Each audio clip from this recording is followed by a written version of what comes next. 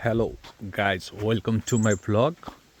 आज चाहिँ तपाईँहरूलाई मैले चाहिँ हाम्रो यो करेसाबारीमा चाहिँ भिजिट गराउन गइरहेको छु।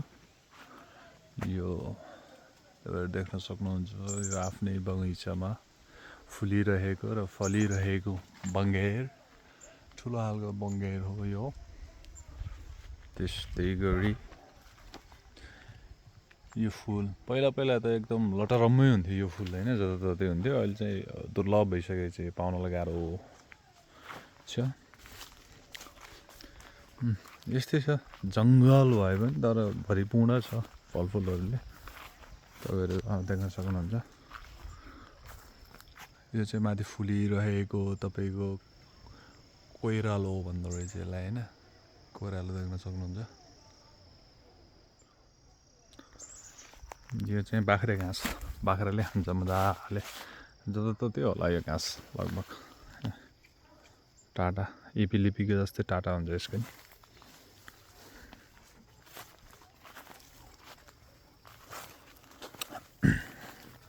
साँच्चै यो त बँगेर पनि छ है हाम्रो, बँगेर तपाईँ हाम्रो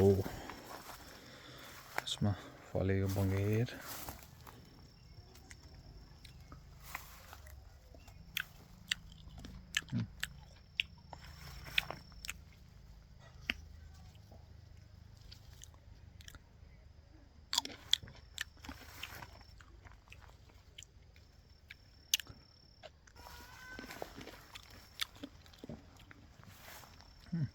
लटरम्मै पाके खानु बँगेर त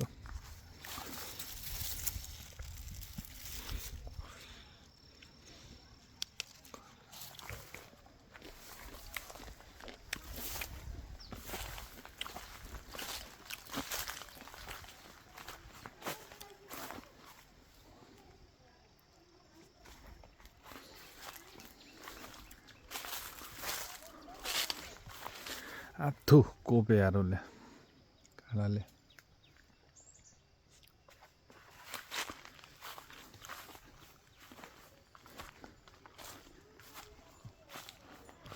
यहाँ चाहिँ बेलाउती मजाले ढुकुरहरू चाहिँ बस्ने बसोबास, जङ्गल भएपछि चराचुरुङ्गीलाई चाहिँ हान्न आउँदो रहेछ।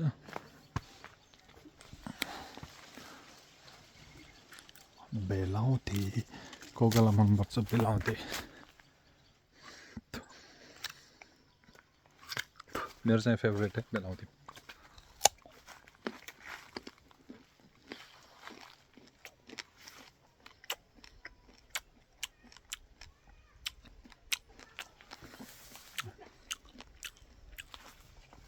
साँच्चै यहाँ फले खानु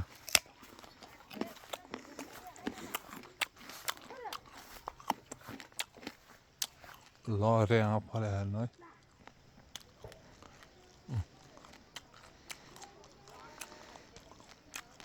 एउटा दुईवटा तिनवटा चारवटा लहरे आँप।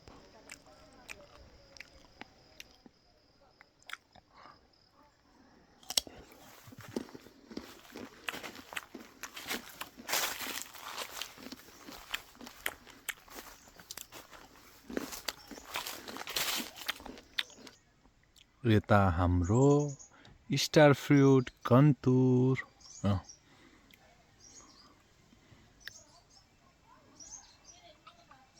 मजाले।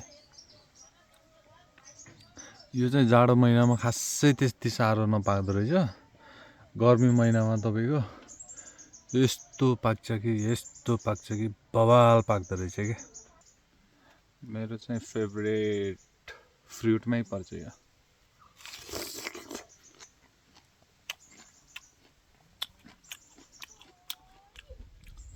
यो चाहिँ हाम्रो बगैँचाको फुल हेर्नु,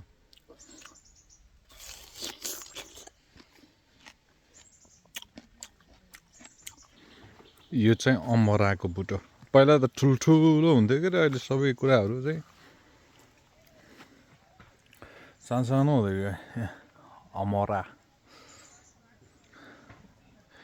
यो पनि बब्बाल मिठो लाग्थ्यो पाकेपछि त, अहिले त पाके छैन, जाडो भएर चाहिँ पाक्न हल्का टाइम लाग्दो रहेछ। यो चाहिँ तपाईँको यस्तो सपोटा कि समथिङ के भन्दो रहेछ होइन, चिकु फल पनि भन्दो रहेछ यसलाई चाहिँ। तपाईँको यो चाहिँ यस्तो बवाल, तपाईँको यो महभन्दा गुलियो हुन्छ पाकिसकेपछि।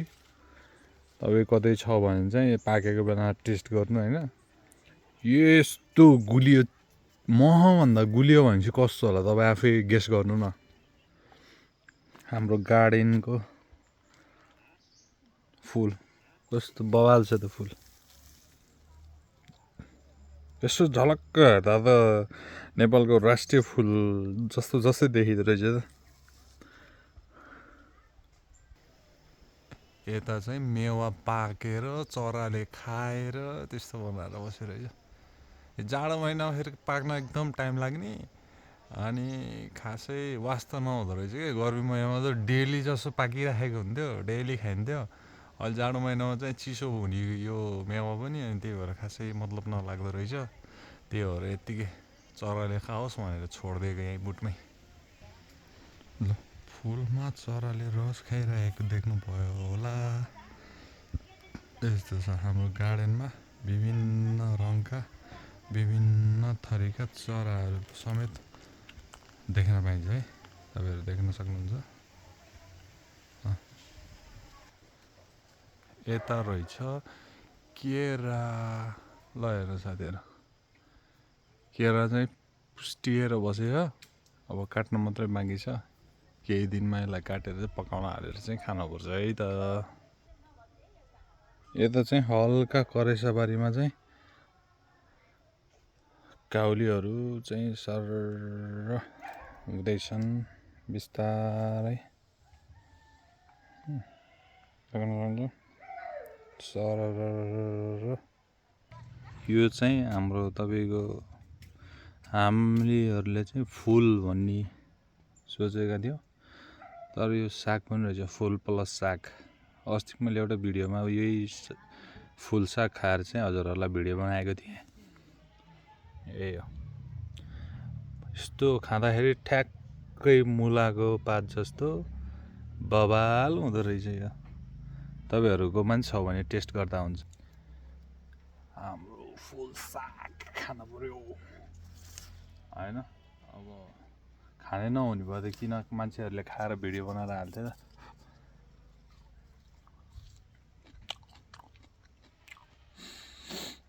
ठ्याक्कै साग, मुलाको साग बवाल छ। यो चाहिँ हाम्रो मौरीलाई हेर्नु है, खुट्टामा यिनीहरूले कस्तो रस लिएर आउँछ हेर्नु। पहेँलो देख्नुभयो नि, बवाल कहाँ 7 दिन 7 रातको बाटो हिँडेर चाहिँ यिनीहरूले चाहिँ मह लिएर आएका छन्। ल, खुट्टामा पहेँलो देख्नुभयो होला होइन, यही हो है त मह। रस, फुलको रस लिएर आएर कुटसुट सबै खोजेर लिएर आएर यिनीहरूले मह बनाउँछन्। यो चाहिँ हाम्रो अमलाको बोट। ल, अस्ति मैले यसको सर्ट क्लिप पनि हालेको छु, अमला खाएर। हाम्रो चाहिँ अमलाको बोट है, तपाईँहरू देख्न सक्नुहुन्छ। यस्तो बवाल फल्यो। अहिले त पहिला साल अझै गएको साल चाहिँ एकदम लटरम्मै फलेको थियो भन्ने कुरा गर्दै हुनुहुन्थ्यो मम्मीले चाहिँ। अहिले चाहिँ हल्का पातलो फलेको भन्दै हुनुहुन्थ्यो। पातलो भए पनि एकदम चाहिँ लटरम्मै छ है। अब पालो हाम्रो बाख्राको।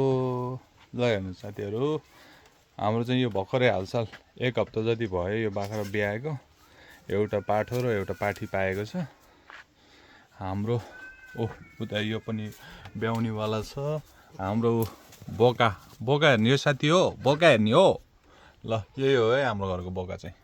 पुच्छारा लाहा देख्नुभयो, यो चाहिँ ब्याएको एकदम राम्रो जातको छ। यसको माउ त बुढो भएर बेच्यौँ, अनि त्यसको पाठी हुर्काएर यत्रो बनाएर चाहिँ गरेको। यसले चाहिँ पाठा र पाठी दुईवटा पाएको छ। हाम्रो पाठा र पाठी यही होला। दुध खान गइहाल्यो पाठा र पाठी, दुईवटा पाठा पाठी यही हो है हाम्रो। ल, आफै कमेन्ट गर्नु होला कुन चाहिँ पाठ हो, कुन कलरको पाठ हो र कुन कलरको पाठी हो, आफै कमेन्ट गर्नु होला है त। अब चाहिँ पालो उखुको। ल, शिवरात्रि पनि आउँदैछ। सर कालो उखु यो खै ढलेको भएर चाहिँ महँगो भएको भन्ने कुरा भयो। अब यसलाई दाउरा साउरा गाडे भए त सोझो हुन्थ्यो होला। त्यही पनि ठिकै छ। खानामा गुलियो एकदम रसिलो कालो उखु त तपाईँको बेस्ट मानिन्छ के अरे। अब अर्को उखु भन्दा कालो उखु मिठो भन्छन्। यो हाम्रो लालुपाते फुल कति बवाल छ त लुक्स हेर्नु लालुपातेको। पहिला पहिला अब पुरानो गाउँघरमा चाहिँ बार बारेर त्यो बारको बिचमा लालुपाते फुल यस्तो रमाइलो फुल्दाखेरि त्यस्तो बवाल देखिन्थ्यो। अहिले त अब यो लोकप्रिय हुँदै गएको छ। खासै प्राय ठाउँमा छैन, कता कति मात्रै देख्न सकिन्छ यो फुल है। अब पालो हाम्रो सागलाई चाहिँ सुकुटी बनाउने कार्यक्रम भइरहेछ।